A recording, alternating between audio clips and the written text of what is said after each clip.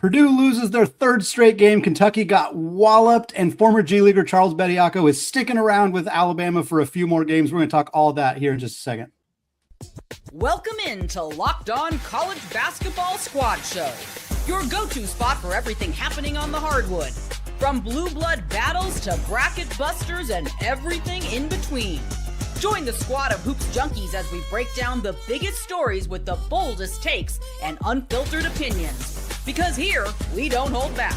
It's the College Basketball Squad Show on the Locked On Podcast Network. Your team every day. What's up, folks, and welcome into the second Locked On College Basketball Squad Show. We are live right now on all of the YouTube channels for our hosts joining us today. That is right. We are joined by Isaac Shade of Locked On College Basketball and Locked On Tar Heels, Leaf Tulane of the undefeated Arizona Wildcats, Derek Johnson, Locked On Jayhawks, Jake Hatch, Locked On BYU Cougars, Nick Arvin, Locked On Purdue. That's going to be a fun one a little later. And Parker Ainsworth, Locked On Cougs. Folks, thank you so much for joining us here on the Locked On College Basketball and various other Locked On shows here, all part of the Locked On Podcast Network, of course, the #1 sports podcasting network. I want to thank all of you who have made this show your first listen or watch of the day, and remind you that today's episode is brought to you by Game Time. Download the Game Time app, create an account, and use code Locked On, and you will get $20 off your first purchase. All right, folks, second Locked On College Basketball Squad Show. We're doing these once a week from now until the end of the season. We're talking all sorts of fun stuff today. Charles Bediako sticking with Alabama for the foreseeable future. We'll be with them for that game against Florida. We'll talk about that. We're also going to talk about tonight's insane action. Purdue losing their third straight game. We thought we were going to talk about two other top 10 Big Ten teams losing, but both of them made incredible comebacks. We'll get to that. And Kentucky getting absolutely worked by Vanderbilt. We'll cover that. Where's Big Blue Nation? Are they here? Yeah, if they're here, we're going to get some real upset comments. I can guarantee you that, because there's no chance there's a lot of happy people in Lexington right now. BYU doesn't want Mark Pope back. I'm just going to say that. Well, at least Arkansas lost tonight. Oh, no.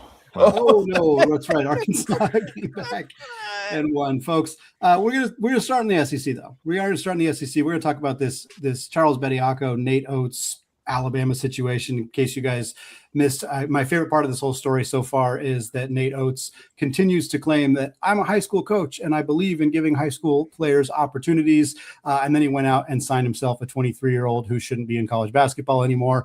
Charles Bediako played for Alabama tonight in one of the more boring games of the day. If we're being honest, Alabama just absolutely steamrolled Missouri. I think it was 90-64 was the final score. Bediako, 18 minutes, 14 points, 6 boards. He looked fine. He looked good in this game. But the real storyline, and I'm curious what you guys think about this, is that the TRO is getting extended. So we're not going to have a ruling on whether Bediako is going to continue to be eligible for Alabama until sometime before February 6th. It was extended 10 days, so somewhere in that window.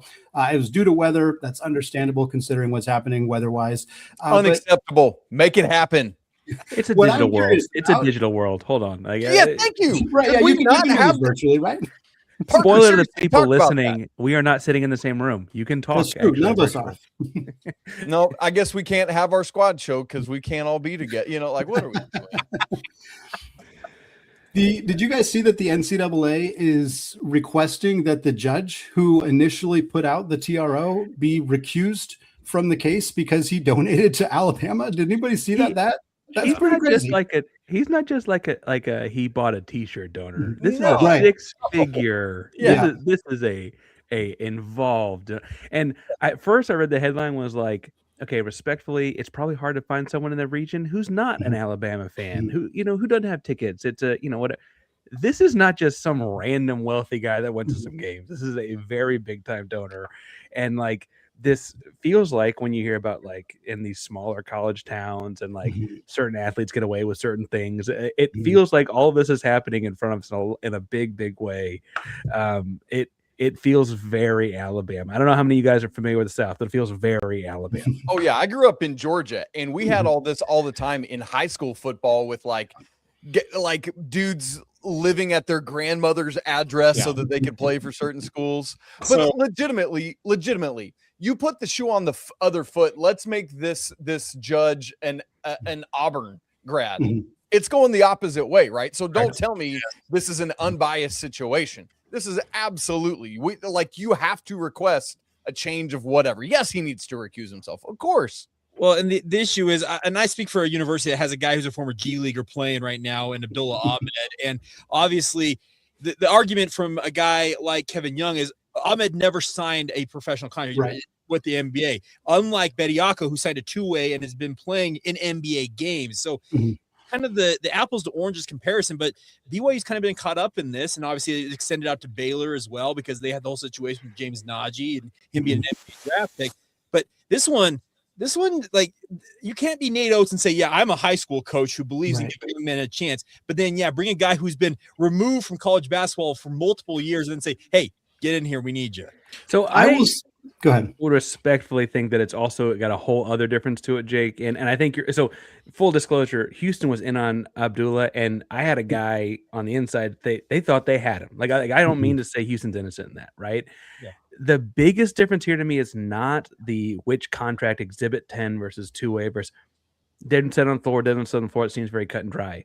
The biggest difference to me is this guy played college basketball, had eligibility left, and opted to give it away. Like he just said, I don't want that anymore. True. That's a gigantic difference. It's a reason you have to make the decision. Did you guys see what Tennessee fans were doing with the G League stuff? So I voted.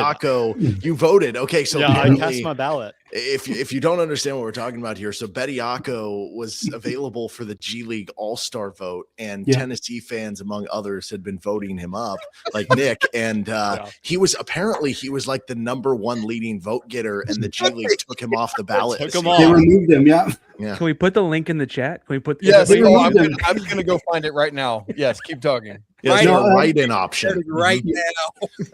The other hilarious thing, if you guys missed this, was after Tennessee won the game, they tagged the Delaware Bluecoats, which is the G League team that Bediako had been playing for, and they said, like, we want the Bluecoats, which is just absolutely perfect to do that. But to go back to the other conversation, as somebody who also is a fan of a team that's not entirely innocent here, we haven't gone after a G Leaguer, but for those who don't know, the Tyon Grant Foster preliminary injunction hearing was done by a judge who went to Gonzaga, so there is a similarity in that regard. Now, I think the majority of people would agree that Tyon Grant Foster, who legally died twice on the basketball court, probably should have gotten the eligibility from the NCAA, but that was given to him by a judge in Spokane. So I can understand, and I've seen some Alabama fans try to use that as an example. But ultimately, I think the biggest thing is what Parker hit on, which is he very intentionally threw away his eligibility. And to his credit, when he spoke to the media, or when his lawyers kind of released their statement, they straight up said,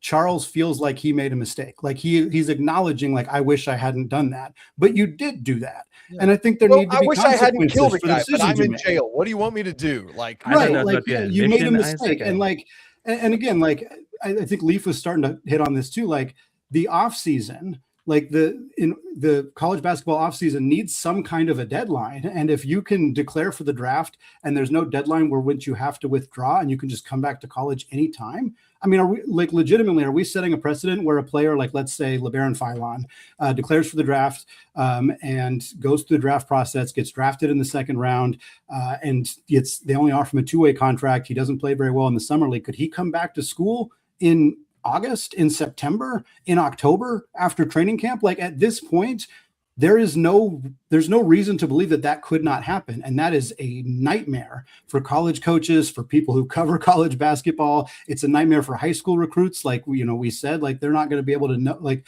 you're going to leave a roster spot if you think there's a 5% chance you're going to get a player like that coming back from the NBA. And unless there's some rules in place to prevent that from happening, which per this ruling, there are not. So that to me feels like the biggest concern for this going forward.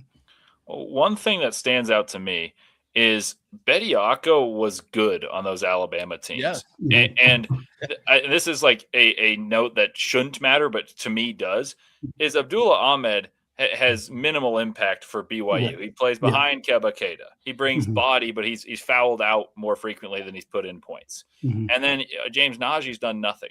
Bediako is playing sparingly and putting up 14 and 6. He was good on those Alabama teams that were very good. I believe he played on a 1 seed with Brandon Miller, and then he played the next year on another good team.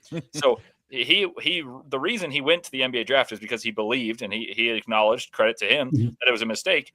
But that used to mean something that you're foregoing. If the word is foregoing eligibility. And why is the NCAA spineless enough to give anyone any? But of course, like the word foregoing means nothing. Like Cooper Flagg could come back right now. Like what's the reason that holds him back? Because he's actively on the Mavericks. Like it doesn't matter. Yeah, and Leaf, to your point, BYU once upon a time at Yoli Childs. You guys remember him back in the day? Oh yeah. He tried to come back to school and they dinged him 9 games for filing paperwork in the wrong order. Yeah. So we've jumped the shark. Hatch, I used that as a cold open when the James Najee thing happened on college basketball because they were in the WCC at that time, so I remember that very distinctly. And it's like, what are we doing? Like, how is this the point that we have gotten to in this sport? It's insanity. Now, it's interesting we bring up Brandon Miller because in that situation, I thought Nate Oates did not handle that well, right? Here's the thing for me with this money. This moment, this money, that's hilarious. Also money. I honestly do not lay this at Nate Oates' feet. He's doing what is acceptable and allowable within the rules that have been given him. I lay this solely at the feet of the NCAA for their complete ineptitude in doing anything. That's the issue here for me. By the way, let's move it back to a moment of levity. Here's some sad news, boys.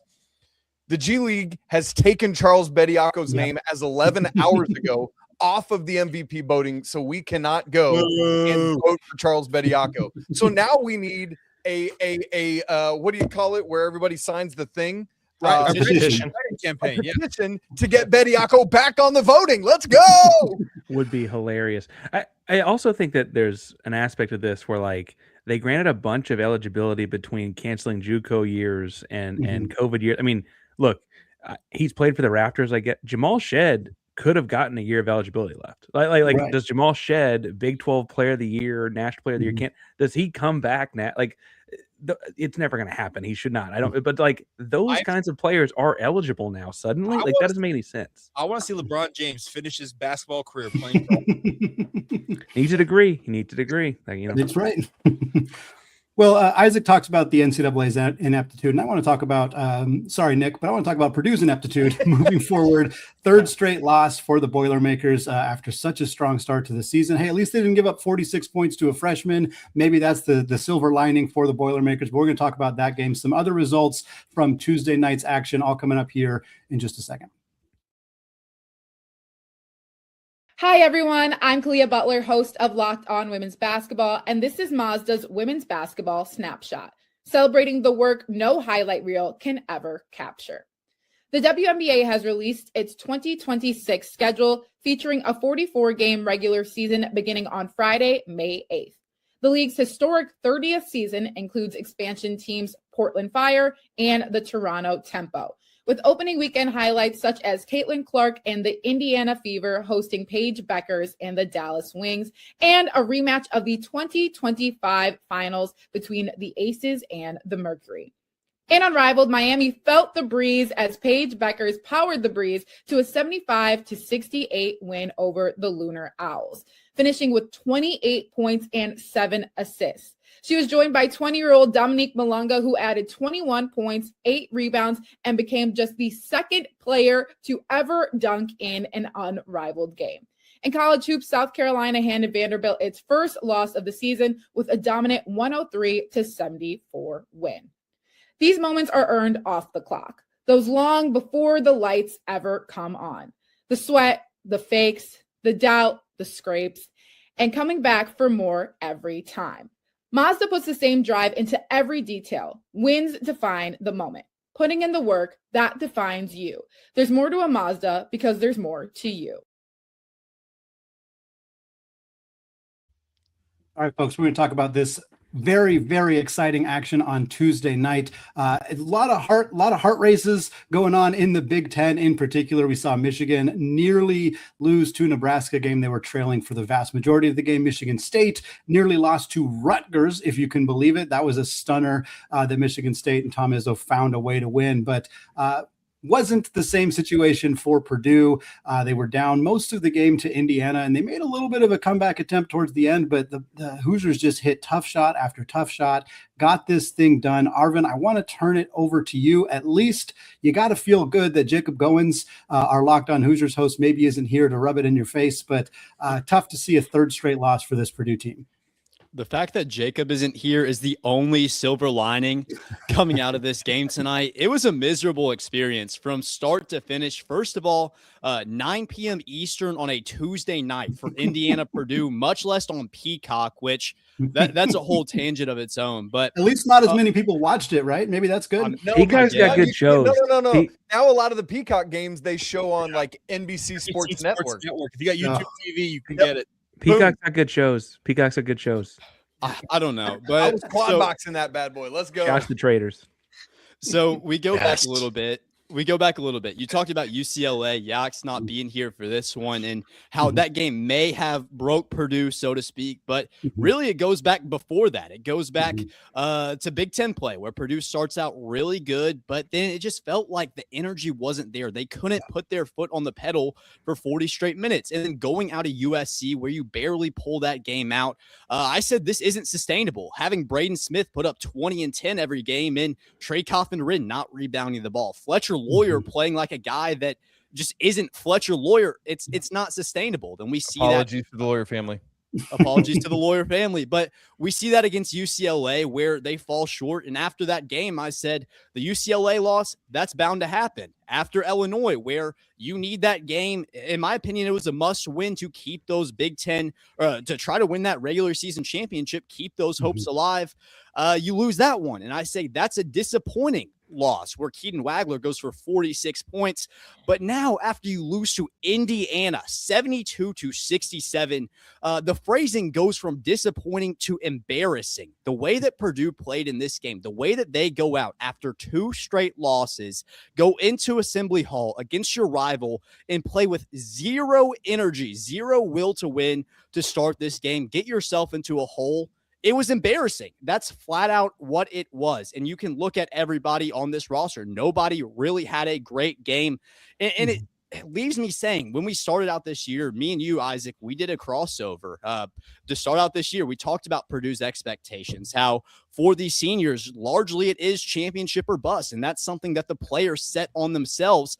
I sit here saying now, after 3 straight losses, was that unfair? Is that expectation unfair for what this Purdue team truly is? Because we haven't seen the physicality. We haven't seen the athleticism. And when you look at the Big Ten this year, how good they are with the Michigan, with the Nebraska, those 2 teams that played up against each other in a top 5 matchup, I don't think that Purdue is capable of going on the road and beating a Nebraska after the performance they put up in this game. I don't think they're capable of beating Michigan even at home after how they played in this game. After this performance against Indiana, largely I'm disappointed because you lose to your rival. I hate the Hoosiers. I'm fine with Jacob. I think he's a great guy, but I hate the Hoosiers. That's upsetting in its own right, but I'm more upset of the fact that this Purdue team just doesn't look like a championship contender right now. There are a lot of questions, and tonight was not a good night at all for where Purdue wants to go. So, Nick, I'm also a Jacob. So can I just ask this question for Jacob Goins? Yeah. Did Wagler break the Purdue Boilermakers? I don't know if it was Keaton Wagler. So the thing with Illinois is like, they have so many different players that it was difficult to game plan because we don't have the defense truly to match up to all their double-figure guys. So you had to guard somebody. Keaton Wagler was the one that ended up scoring. And now it's just perimeter defense and miscommunications on the defensive side. That's largely what it is. You get yourself into a hole, and these seniors play like they've never played defense before, and they've been here for 4 years. The perimeter defense is terrible right now, and it's going to continue to show up until something changes. We've seen it for more than 3 games now, but now you drop 3 in a row. I don't think Matt Painter's lost 4 in a row since COVID. So We're in a really bad spot right now. Yes. I've got a lot on my mind after this. Nick, I host the Locked On Cougs Houston Cougar show, so I don't mean to pile on you a bunch of Cougars. I was immediately watching Big 12 basketball tonight, which there's a weird DeVry to West Virginia connection actually there that I'm sure Matt and Paul do 17 episodes about. But I got a question for you about, you mentioned they didn't play 40 minutes. I'm looking at stats, looking at things here. Based on like the win probability, it doesn't look like they paid 15 minutes. Yeah. I almost feel like even in your anger, you're like overinflate. Like this was a 5-point loss, I guess. But like there's a lot of numbers here that indicate it wasn't that close, Nick. No, absolutely. And when I talk about 40 minutes, that was more of a thing that's been going on for a while. We see that against, say, UCLA or an Illinois, where you go into that game and then just fall short at the end, where the offense largely played good in those games. But in this one, the offense wasn't even necessarily that great. You just get yourself into a hole early, and then it felt like largely Purdue in the second half, they were trying to force stuff on the offensive side, trying to come back against Indiana. And it just resulted in really bad looks, couldn't get the stops on the defensive side. I'm at a loss for words, honestly, because I didn't expect this going into Assembly Hall. I know it's tough to play there, and I know that at times Purdue has struggled there, but you would think after 2 losses in the expectations that this team has set for themselves, that they would have enough respect for themselves to fix or make some adjustments, fix the problems that we've seen. But the same problem showed tonight in Assembly Hall. So I don't really know. The perimeter defense is largely what I look at. They were making 3 after 3 after 3, and you get the lead down to 2. And I thought it was very poetic that a wide open 3 in the final minute is kind of what lost Purdue this game. What stood out to me is Indiana has no size. Like, this is a really not big team. And it's 6'11". Reed Bailey is like, looks like he's maybe 200 pounds. Like, they don't have terrible. Yeah, he's not good. They don't have any bigs. They don't have any real rim protection at all. And yet, Trey Kaufman-Renn, he led the team. He had 23 points. But, Oscar Clough doesn't do anything. Daniel Jacobson doesn't do anything. Like, you have no interior presence in this game when, I mean, obviously we're a few years removed from the Zach Edey era, but, like, Trey Kaufman-Renn should be that guy. Clough should be that guy. Like, Andy, real quick, like to your point, over the last 5 games coming into this game, so not counting this game, they were in the 11th percentile in offensive rebound rate and the 2nd percentile in block rate. It's been Indiana was? Yeah, no, Purdue. Purdue, jeez, man. What's going on down on the block? Purdue founded something a couple of years ago with Edey. Their whole premise, and Matt Painter popularized this. If you look at all the recent teams that have won championships, they've been enormous.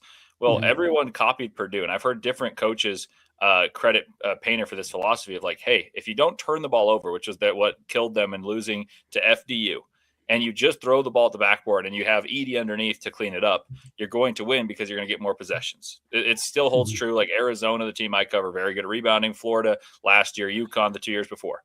But they've played bigger. Like Clough is a big dude who averaged 16 rebounds per game last year. And Jacobson's 7'4". And then they have TKR. What's not really working is they're not doing what they have done for years in spacing around a big, and they're not rebounding. And the other thing about the defense to stick out on the idea of like, look, most teams with 2 bigs will play drop coverage and protect the rim. They're pretty dreadful at protecting the rim, even when Jacobson's in. So yes, they're going to play in a way that, dares people to shoot threes. But against Illinois, they've got both the Avicic twins. They've got Mirkovic and all these different guys. And, of course, Wagler scores 46. But they started putting 2 on the ball finally on Wagler, and they didn't recover at all. So their core identity of playing drop coverage didn't work. Their core identity of their roster composition, which was supposed to toughen them up because they rebounded poorly last year and didn't protect the rim at all last year, hasn't worked. And Braden Smith looks great, but the rest of the team looks off. Like I didn't think I'd ever find a day I'd be anti-Purdue because I love Painter, but this team looks pretty much like second tier in the Big Ten, and that was not a conversation we thought we'd have. Well, at least they probably got Indiana in football, right? I mean, there's probably got to be some field. Oh, don't start with that. I'm not in the mindset to get into that today. My bad. I'm not there right now.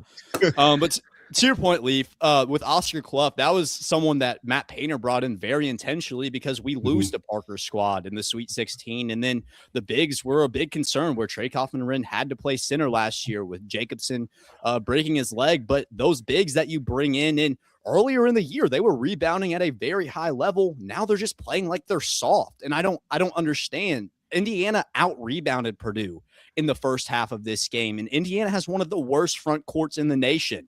Yeah. So I don't know. I'm just at a loss for words right now. There's so much going into my head that it'll take me a bit to kind of formulate really what happened here. But it was just an embarrassing loss, one that, quite frankly, shouldn't have happened. Would it make you feel better and everybody else listening here, since there's no SEC hosts here? Can we laugh at Kentucky for a few minutes? Because I think that might make people feel a little. Let's go. Come on. Can we start with Otega Owe's boneheaded moment? Did y'all see this? I did, yeah. Oh my word. Okay, so the free throw. I don't even remember who's going to take it out of bounds. Let's say it's Colin Chandler. He passes it to Otega Owe from out of bounds. Owe steps out of bounds to pass it in. I'm like, that's with 10 minutes left in this game. Vanderbilt just trucked Kentucky up and down the floor all night long. It was insanity. And Kentucky's coming off of winning 5 straight, and they just looked like this might have well have been that Gonzaga beatdown that they suffered on a Friday night way back in whenever that was. I mean, good night, you guys. Is Jaden Quaintance ever going to play again? Like, what is happening? This box score, like watching this game was as bad as the box score. And I'm going to tell you some of the things in this box score because it was horrendous what Kentucky did in this game. They shot 32% from the field, 19 of 59. They shot 25% from 3. They were 58% from the free throw line. They had nearly twice as many turnovers as assists, 8 assists to 15 turnovers. They got out rebounded by Vanderbilt, who they had a lot of strength. The rebounding's not always been one of their strengths this year. I mean, they had 2 guys in double figures, nobody else more than 5 for Kentucky. Those 2 guys were Aberdeen and Owe, who combined to score 35 of their 55 points. This was flat out awful. And I mean, again, like you said, Isaac, coming off of 5 straight wins, finally getting some momentum. Yes. Like, and it's not like they had Quaintance for all those games. Like, he's been hurt for, and Lowe's been out. Like, this isn't a completely new Kentucky team. They're not missing a bunch of guys. Like, this is the same squad they've had pretty much all year, for better or worse. And in this case, it was pretty obviously for worse because they just got absolutely smoked. Who wins more tournament games, Miami of Ohio or Kentucky? Segue. Honestly, Miami, Ohio. Like, I think Kentucky's going to make it. I think they're going to make it, but I think Miami, Ohio is going to win it. And I don't know. Miami, Ohio is weird because they're undefeated, but they win all their games by like 2 points against not very good teams. What if they just missed the tournament, though? Do you think Kentucky will miss the tournament, Leaf? Is that what you said? Oh, no, I was saying Miami of Ohio. I don't think they're a lock to make it. Yeah, no, they lose one game. They're not a lock. If they don't win their conference, they're not a lock. Yeah, and then Kentucky could absolutely miss it. Like, the SEC isn't isn't particularly good, so you're not getting like quad 1A wins. Like, there are quad 1s, but there aren't like big time wins in the SEC right now. Like, the best team in the SEC by record right now, by a full game, is Texas A&M, and Texas A&M to me is like an 8 or a 9 seed. Yeah. At bracket matrix right now, Kentucky's a projected 7, Miami, Ohio projected 11. Match them up. Like 7-10, do it. Oh, that'd be, and I'm pretty sure Kentucky has a guy from Miami, Ohio. He's a transfer. He doesn't play for him, but I remember they got a guy from that school. So it'd be the Reese Potter game if they were to line up. And I would take Miami, Ohio. Can I channel my inner just Mark Pope and say, these Miami Redhawks? I went to a lot of press conferences with that guy in Provo. That was spot on. I thought that was him for a second. I know. You're and equally as tall as he is. No, not. All right, let's talk Big 12. Like I said, we don't got any SEC hosts in here. We already talked the Big 10. Apologies to Nick. So we're going to talk some Big 12 basketball. We're going to talk Arizona being one of 2 undefeated teams. Shout out Miami, Ohio again. We'll talk about that epic game against BYU since we got both of you here in this show. And we'll talk a little bit about Houston and Kansas as well since you guys are here. All that coming up in just a second. But first, folks, today's episode brought to you by Game Time. There's nothing like being in an NBA arena, the crowd, the energy, the moment, and getting tickets. Well, that used to be the hard part, but it's gotten a lot simpler now with Game Time. It has become the go-to app for scoring tickets fast without all the hassle. It puts the advantage back where it belongs with you, the fan. You can pull up the Game Time app, pick an upcoming NBA game, and you can have tickets locked and loaded within a few minutes. And I love that you can see the all-in price up front and there's no surprise fees at checkout. You can also see the view from your seat. So again, you're not going to be surprised when you get to the arena. There's great last-minute options as well, with NBA tickets showing up at solid prices. And we'll stick with the SEC here. You can see the defending champion Florida Gators at South Carolina. Maybe not the most fun opponent, but if you're in that area, you want to go see some basketball, there's tickets on Wednesday for just $5. So take the guesswork out of buying NBA tickets by using Game Time. Download the Game Time app, create an account, and use code LOCKEDON for $20 off your first purchase. That's code LOCKEDON for $20 off. Download the Game Time app today. And remember, it's gametime.co, not .com. Today's episode is also brought to you by FanDuel. It is the last call for football on FanDuel. One final Sunday, one last kickoff, the final chance to get in on all the action before the NFL season officially comes to a close. This is Super Bowl 60, and FanDuel is making sure you're right in the middle of it all with a special offer just in time for the biggest game of the year. So whether you're back in those Seattle Seahawks riding with the New England Patriots or building one last same game parlay, this is the game everybody's been waiting for. This is where predictions turn into plays, stats turn into storylines, and every snap feels bigger. It's the perfect way to cap off the season and make the Super Bowl even more exciting from the kickoff to the final whistle. And if you're a new customer, bet just $5 and you'll get $200 in bonus bets if you win. Our guy Zach Blackerby not here, but Auburn 6.5-point favorites at home on Wednesday against Sean Miller and the Texas Longhorns. Check that one out. And if you want to make it count, because after the Super Bowl, folks, the football season is over. Last call for football on FanDuel, an official sportsbook partner of Super Bowl 60. Visit FanDuel.com to get started.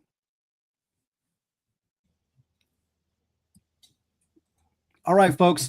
We're going to close out the show. We kind of talked a little bit Big Ten already. We talked some SEC with the Charles Bediako situation. We laughed at Kentucky. And now we're going to talk Big 12 basketball here to close out the show. Arizona was not in action on Tuesday night, but the two other undefeated teams were. Nebraska goes down, loses to number 5 Michigan in a game they led for 36 of the 40 minutes, something along those lines. Give them their seconds, Andy. Give them their seconds. Was it 36-18 or 36-14? You confused me because you told me the wrong number. No, I don't. I would literally never do a thing such as you would never do that.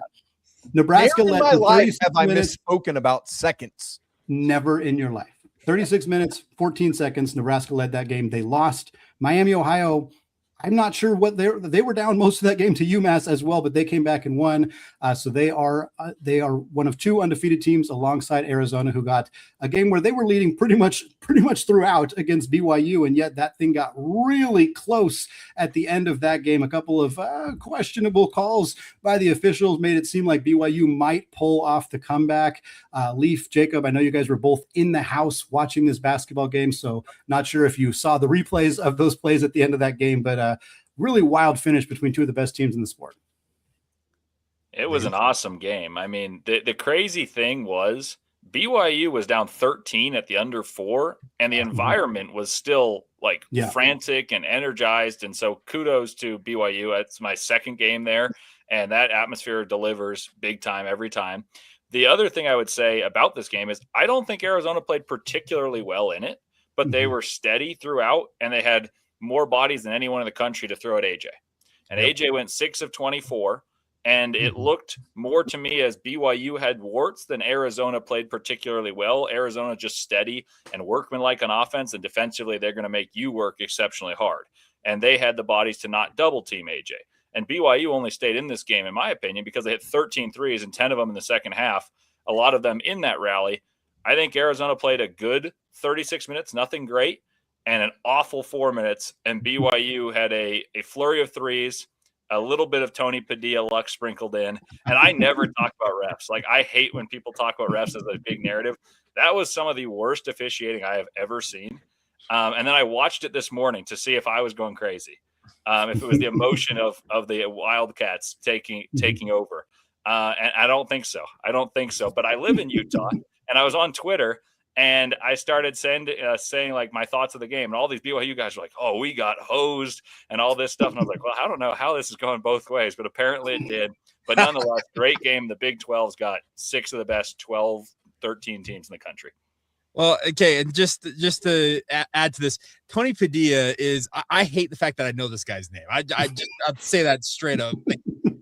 I hate the fact that when I watch a game and he's on the list of officials who are, I'm like, great, about to have something happen here. But excuse me, to your point, Leaf, I really do think Arizona, they had the bodies to throw at AJ, and they made life difficult for him. And that's what he's going to have to improve upon. Is you can't shoot 25% from the field. You can't go 1 of 8. I think from. Wait, is that bad? It's not good, Bob.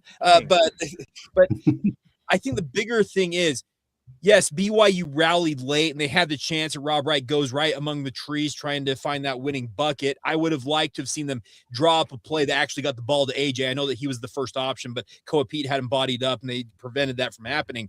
But BYU has warts. There's just no doubt about this. This is a team that's wholly reliant on what they call their big 3. That's AJ DeBonsa, Richie Saunders, and Robert Wright III.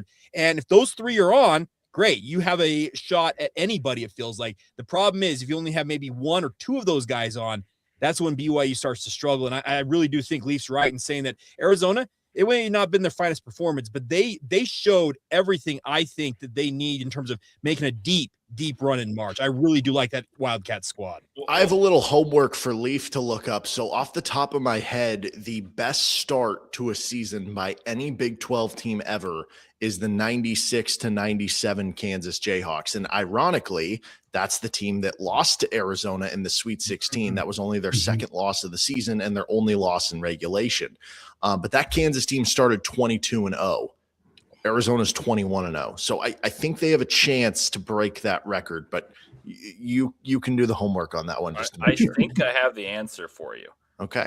Only 3 teams ever have gone 21-0 to start, and the last one was the Jayhawks. I don't know which the third one was, but I think they lost at number 21. So I've got. Are you saying in all of college basketball? Like Big 12. In the Big 12. Yeah. Oh, in the Big 12. I was like, I'm saying. I was going to say hello. I'm quite positive that's not true over here. And he knows all about BYU going up and spoiling a 29. And I do. I have a very distinct memory of ruining an entire evening. I do feel safe to say I wouldn't have known the number was 21. With Arizona State next and Oklahoma State after that, I do feel fairly safe that Arizona's probably got. I guess the Arizona State game is on the road. That's a rivalry thing, but like no. It was wildly close in Arizona. I thought. Shut up! Start sitting. The thing I'd say about that game, as I've started my preview for it, is Masamba Diop, the big guy for Arizona State, hit 6 out of 6 mid-rangers, and he's actually really good. But Arizona's defense, and I talked to Jake about this a little bit before the game yesterday, that Arizona is going to get better shots than any team they play. They're going to shoot 45%. This is an actual stat. 45% of their shot attempts are within 5 feet. Yeah. 58% of their points total are scored from 2, and then another 22 from free throw line. So they get 80% of their 90 points per game from what I like to call paint-oriented points. So they get good looks. BYU shoots 58% from 2, but they were never going to do that against Arizona because they make you shoot hard shots. And everyone I talked to on Twitter about this was like, oh, AJ loves mid-ranges. I was like, not against Ivan Karchenkov, not against Koa Pete, not against Dwayne Aristote and all these litany of bodies you can throw at him. So the difference to me about Arizona this time is it's inconceivable to expect a possible performance from Diop to go 100% from the mid-range in the game, and Odom to hit, I want to say hit 4 floaters. Never discount Mo Odom. That man is a menace in close game. As hot as he was in early parts of the game, he probably made decisions that lost it. I mostly say I watched that one and like Houston to Arizona State next, and like that kind of spooked me on them for a hot. So I was like, whoa, wait a second, what's going on here? And you know, whatever magic that may be, but they should beat Arizona State. They should beat Oklahoma State. 24 is at Kansas. That's at Kansas is tough for everybody, but I don't think it's crazy to say they're going to get 22 and 23, right? If that's the number we're looking at. When do you think they lose next? Because at Kansas is 24, and then the next one is home against Texas Tech, and then the next one is BYU. Granted, that's at home for Arizona, but that's a really brutal 3-game stretch right there. They got 5 days between Kansas and Texas Tech, and they only got 3 days between Texas Tech and BYU, and then they got Houston on the road after that. That's really tough 4-game stretch. Like when is that first loss for Arizona? I think KenPom says it's not happening, but Derek, is like, DP playing in that game in a couple weeks? What are we doing? I want nothing with predicting when DP is playing. I do feel good about him playing against AJ DeBonte. Derek, He'll be highly motivated. Is he playing Saturday? Come on, we got to have that matchup, man. I would be shocked if he didn't play on Saturday. Arizona game, I'm not predicting that far. I do think the matchup is good for Arizona against Kansas. Oh yeah, but going, it's Allen Fieldhouse. What are we? But going to Fog Allen, I never want to be like, oh yeah, that's a good one. But like if every game were played on a neutral, I would say that the Arizona should be favored in all of them, and then Houston would be the one I'd be most scared of. Who do you throw at DP? Who does Arizona throw at DP? I'd put Karchenkov. I'll tell you. So Andy and Isaac will love this because they know this is my favorite player. Ivan Karchenkov is Thomas Houck 2.0. You guys know how much I loved Thomas Houck last year, and I said like he's clearly a big time player that should be a top 20 pick, and he came back to school and is going to be an All-American. Karchenkov might be on a similar path, but when Arizona's in the NCAA tournament and hopefully going far, and every play that he guards the best player on the other team and makes open shots and makes hustle plays, like I think he's going to be the fans, like the people that are not like us and obsessed with college basketball, then appreciate. But I would put Karchenkov on DP, and you could throw in Bradley too, but Karchenkov's the defensive stopper. Jaden Bradley is the most underappreciated guard in the entirety of Division I men's college basketball. He's insanely good. I will just say this. Jaden Bradley made the winning play, in my opinion, even though Braden Burry's blocked. Yes. But Jaden Bradley getting his hand on that ball and forcing the extra action that allowed Burry's to get over to block that shot. To your point, Isaac, I really was impressed with that guard tandem from Arizona. Can I ask a question about BYU to you, Jake? This has bugged me for a while. Sure can't. Because BYU is best when AJ has the ball, but they're very heliocentric. Like if AJ plays the point guard, which he has for most of the recent games, unless the other team doesn't have bodies to throw and then doubles, that creates their rotations. When Arizona did not double, I think they made some mistakes and doubled when Karchenkov left Kostic, and that's what kind of catapulted the run. But for the most part, they didn't double, and AJ went 6 of 24 and just said, like, you got to score 30. But if a team has the bodies, and you'd think in the Sweet 16 and beyond, the round of 32 and beyond, teams will have the bodies. Why is there ever a way that Wright and AJ play well together? Because I watched them against North Carolina, the very first game of the season, the preseason. Yeah. And I just did not think that Rob Wright fit in with this mix. He's not a great catch and shoot guy. He's improved. He likes to drive super deep in the paint. So against big teams, he struggles. And AJ needs the ball. He never plays without the ball. So Richie Saunders is great, but his rhythm's thrown off by Rob Wright. And I don't think Rob Wright is a good fit for BYU whatsoever. They've got a month here essentially to get where they play more with the pass versus the dribble drive penetration, because I don't know what it is, but Rob Wright and AJ want to just kind of like, hey, I'm going to dribble for a bit. I'm going to pass it to you. You dribble for a bit, and we'll see what we can create out of this. It's throwing off Richie Saunders, because what Richie Saunders is so good at is playing off of the pass from his teammates. That was what made him so effective last year as the most improved player in the Big 12. So they've got a month here, and Kevin Young's got to just kind of break it down for these guys and say, guys, I know you want to dribble. I know you mentioned they're heliocentric. You got to get away from that. We've got to play more as we versus me. That's fun, folks. Go ahead. No, I think it's interesting because, like, what's funny is that, like, AJ will probably do a lot of the ball handling at the pro level too, and you almost wonder, like, is he pushing to be like, no, I want heliocentric, like that's going to actually like where does it come from? And you also know that the pro background that BYU's coaching staff brings, like probably has some of that too, and projecting it. I frankly was I only caught parts of the game last night because I was also trying to watch some stuff getting ready for Houston and TCU this Wednesday, and it looked like to me that game shouldn't have been as close as it was. I kind of had to tune back in, if I'm being blunt, and it seemed, you know.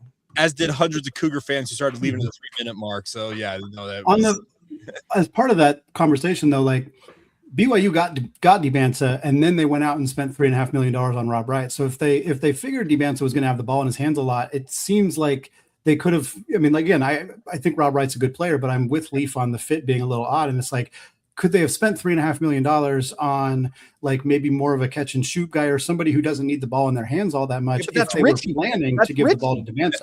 That's Richie right there, what you described, Andy, and that's right. they've got to somehow. Imagine if they had two Richie Saunders. Or are you saying some redundancy with it? Yeah, that couldn't hurt. Yeah, and that's why they're hoping Nate Pickens, who hasn't played at all this year, he had a season-ending knee injury, and also Dawson Baker. I know Dawson likes Baker's gone. Those two being gone have really crippled this lineup. So and they've got to find something. And I really do think it's just sitting down with these guys and explaining, hey, if you guys want to go as far as you dream of going this season, because AJ said you want Sweet 16's the floor for this BYU squad. That's what he has said himself. They want to make a Final Four run. They're not going to do it without playing more with the pass. And to be fair, I think you could be 4th or 5th in the Big 12 and have a Final Four run in you. I think it's that strong a conference. I don't like you're going to take some lumps along the way. That's part of this beat down here. I'm interested, Leaf, though, and this partially, Houston just lost to Texas Tech in a game that I could go on about what they shouldn't have lost, shouldn't have did back and forth. 1-1 against them this year, and that always sucks. But you mentioned Houston being a team you think they'd lose to if you're going to pick one, but you didn't say Tech, and I think there's some star power at Tech where that Anderson kid could just win a game, right? JT Toppin could just win a game. I think that there's some of that aspect of them that maybe not accounting for. There's two reasons I'm a little lower on Tech than Houston. One, unless I'm mistaken, I think Arizona plays them at home. So that one I like Arizona playing at McHale. But even if it were on a neutral, I like that matchup because Arizona's got tremendous size, and JT Toppin is very left-hand dominant. He wants to get to his left side, and so many teams can't match up either speed and strength. Arizona can put 3 different guys on him that don't sacrifice speed and strength, and they don't run out of fouls. AJ drew 14 fouls, I believe, and 6 of them in the first half were on Koa Pete, Mo Krivas, and Tobe Awaka. And Arizona still was unflustered. We're like, oh, you know what? We'll just bring Dwayne Aristotle, 6'8", built like a rock. So the answer about Tech is Toppin creates and generates all their advantages. And if you double, which I was stunned that Houston doubled as much as they did. I know they often double and they do these monster traps, but they were straight doubling as opposed to trapping.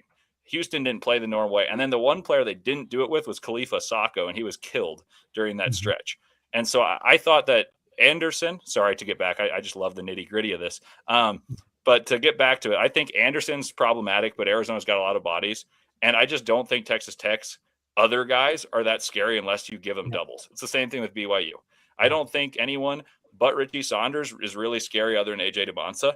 And therefore, if you face guard Richie and play AJ straight up, you're going to win because you're going to get better shots in there. I don't think Lawan Watts, Petty, all these guys are all that good unless you double. And I don't think Arizona will ever double. And my joke in the one that Houston won, the first matchup, was that Lawan Watts was Houston's second best player. But I think that really the deal is Atwell's going to knock down open shots. And so I do feel like the pressure's got to come from somewhere. And I guess they do have a bunch of bodies, and Tech is notably not deep. It just feels like there's a superhero cape kind of thing with this Christian Anderson kid or JT Toppin, either one.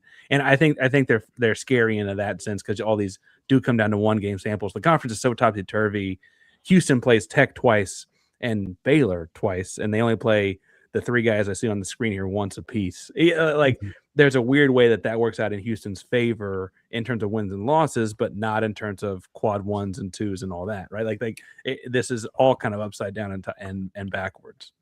And Leaf, you're getting some pushback on from Malau 514 for only saying Richie Saunders and AJ DeBonsa scare you. Rob Wright? ? So Leaf, you must explain yourself, sir. I think watching Rob Wright play in the games that they have lost explains it for me, but I'll give that. So he went 3 of 16 yesterday, and a lot of them were open because he's the dare shooter. He's gotten better as a shooter, but he needs the ball to drive. He drives and he doesn't pass on time, so he takes away Richie Saunders, which is BYU's X factor. If BYU gets Richie open, they are going to be awesome because he hits everything and he can pump fake and get to the rim. Rob Wright, if he gets the ball, doesn't make decisive decisions. It's like AJ, oh, Rob Wright, and then he's going to take his turn. So I just don't like the way they play together. And yes, those 2 combined for 69% of those 3 combined for 69% of BYU's total points, and they score 61 combined. But if you can ask me, like, if I'm going to play BYU 1,000 times out of 1,000, I will go man to man with AJ and for Arizona, and most teams I would say this too, and then face guard Richie and say, Rob Wright, if you're going to beat us, you're going to beat us. I said that on my show twice in previewing BYU, and I told the guy next to me, Jake was next to me as well, but the guy directly to the left, I said, once Rob Wright got the ball, I felt good on that final possession with all the momentum the other way. I just don't think Rob Wright fits for BYU, and AJ and him are the same issue. They just need the ball too frequently. And as for Houston, I have another question about Houston. Do you think that Kingston Flemings, being as great as he is, has hurt Houston's ability to win as a team because Milos Uzan looks uncomfortable without the ball?